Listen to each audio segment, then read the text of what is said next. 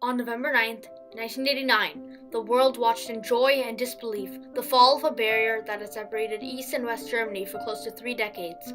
The Berlin Wall wasn't just a barrier, but represented a gulf between the communist bloc of countries and the democratic free world.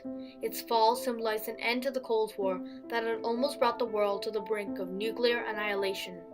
Behind this historic event stood two great leaders with surpassing vision, contrasting ideologies, and diverse leadership styles, but with a mutual desire for peace. Tearing down the wall, how Ronald Reagan and Mikhail Gorbachev ended the Cold War. The 1960s and the 1970s saw many crises in America, including the assassination of John F. Kennedy, the tragedy of the Vietnam War, the Watergate scandal, and the Iran hostage crisis. By the late 1970s, America was plagued by a sense of low morale, self-doubt, and a deteriorating military capability. America's position of world leadership, and with it, the future of democracy and capitalism, seemed threatened. At this moment of America's great uncertainty and doubt, stepped in Ronald Reagan as the 40th President of the United States.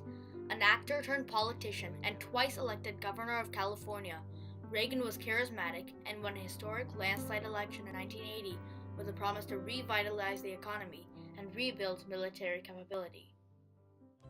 At about the same time that Reagan was rising to power, in far-off Russia, a young law graduate was rising through the ranks of the provincial Communist Party. Mikhail Gorbachev, who had made a name for himself as a regional reformer, was appointed to the Agricultural Central Committee in 1978 and was soon promoted to become the youngest member of the Politburo in 1980. The post-World War II global politics had been dominated by the Cold War, leading to a tense political climate. Presidents Nixon, Ford, and Carter had adopted a policy of containment towards the Cold War, aiming to achieve détente, a peaceful if uneasy coexistence. This policy led to the signing of several treaties, including the Strategic Arms Limitation Talks, or SALT treaties, and the Helsinki Accords. But a lasting peace still remained elusive. And as the Cuban Missile Crisis amply demonstrated, nuclear war was just a button away. But in Reagan, the US found a leader whose approach to the Cold War would be radically different.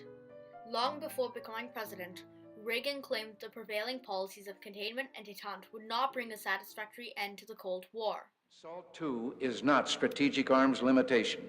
It is a strategic arms buildup with the Soviet Union authorized to add a minimum of 3,000 nuclear warheads to their already massive inventory. He argued that the United States was falling behind the Soviets in the arms race and also expressed his opposition to the SALT treaties. Whether they like us or not, we want to be respected. Instead of détente, his road to peace was through strength, by building America's economic and military power. His aim was to not merely contain Soviet communism, the evil empire, but to defeat and dismantle it. To ignore the facts of history and the aggressive impulses of an evil empire, to simply call the arms race a giant misunderstanding. Towards this, Reagan put his unshakable faith in America's free enterprise system. He believed that the Soviet Union's centrally planned economy was no match to America's capitalist system. His strategy was to start a rapid, large increase in the quantity and quality of America's military technology and weapons, and dare the Soviets to match it. Only 2 years into his presidency, Reagan increased the military budget to $521 billion to modernize and augment U.S. warheads, arsenal, and delivery systems. This trend of increased military spending would continue throughout his presidency. As America's military buildup proceeded, President Reagan put forward another policy, the Reagan Doctrine, to promote freedom and democracy throughout the world using military and economic strength. President Reagan's decision to build up our military was having a huge impact on the then Soviet Union because they didn't have the resources to keep up with America. That was President Reagan's view. People tried to knock him off of it, and he said, no, if we build up, nobody's going to compete with us, including the Soviet Union. Americans and many Europeans viewed President Reagan as a warmonger. Honey, you're not dressed up scary for Halloween. Nance, if John F. Kennedy were alive today, he'd be younger than I am. I'm 75 years old, and I've got my finger on the button. I just couldn't think of anything more scary than that. Trick or treat, fellas. In 1983, Reagan would propose his third strategic response to the Cold War, the creation of the Strategic Defense Initiative, soon dubbed the Star Wars program. This was an ambitious project to construct a space-based anti-missile system. Among others, it would neutralize the premise of mutually assured destruction, on which the Cold War politics had rested until then. The Star Wars program was immediately opposed by the Soviet Union, as they felt it would upset the existing Cold War stalemate and may lead to war in space. As Reagan was busy shaping the foreign policy and defense strategy of the United States, Gorbachev was becoming one of the most visible and active of Politburo members and was gaining the attention of the West. After the death of a series of geriatric Soviet leaders, Gorbachev would become the General Secretary of the Communist Party in 1985, marking a turning point in the Cold War. When he came to power, the Soviet Union was riddled with economic stagnation, food shortages, political problems, and an escalated Cold War that needed immediate attention. So when he came to Moscow, he was struck by how corrupt and slow and inefficient the system was, and the more he was in the system, he was understanding it better, and he realized we had to change that, we had to reform that system. Gorbachev introduced the policy of glasnost or openness, encouraging freedom of speech and expression. He also introduced perestroika, or restructuring, to bring about political reforms such as multi-candidate elections and free market economics. With this, Gorbachev started to slowly transform the Stalinist Soviet regime into a more modern social democracy. Reagan was initially skeptical of this new leadership and needed to see positive action from Gorbachev to develop trust. But as Gorbachev introduces domestic reforms and openness, Reagan's stance softened. A series of unprecedented exchange of letters between the two leaders would thaw the relations further and set the stage for their first summit in Geneva in November 1985. The meeting did not produce any specific agreements on arms reductions, but the most important outcome of the summit was that both leaders came to appreciate each other as a partner they could work with.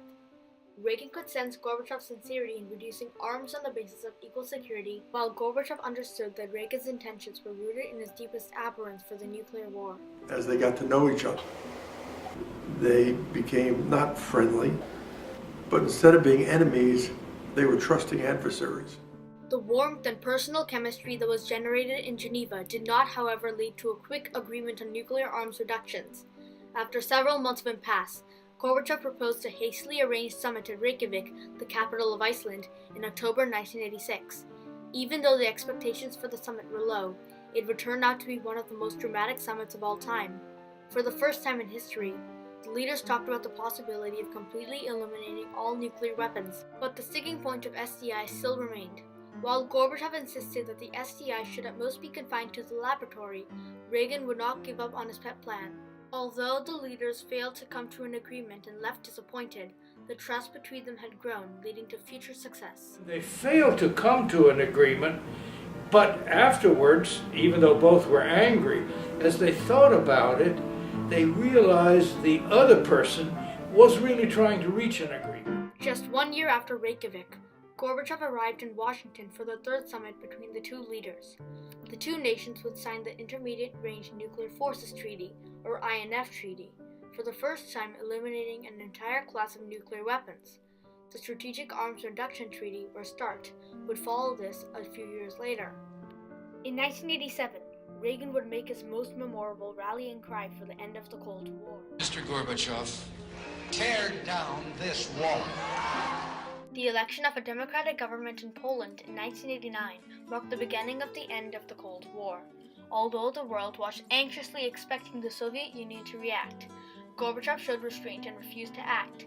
The thirst for democracy and freedom soon spread to the rest of Eastern Europe, to the fall of the Berlin Wall, and culminating in the dramatic breakup of the Soviet Union itself in 1991. The end of the Cold War immediately resulted in an increased sense of security for people around the world, as the threat of nuclear war is now severely diminished. More importantly, the end of the Cold War has meant that countries around the world can now spend less on military budgets and spend the so-called peace dividend on education, health, and other welfare programs to improve the quality of life for all. For this, we thank the courage of two leaders whose vision helped end the Cold War, not with a bang, nor with a whimper, but with a handshake.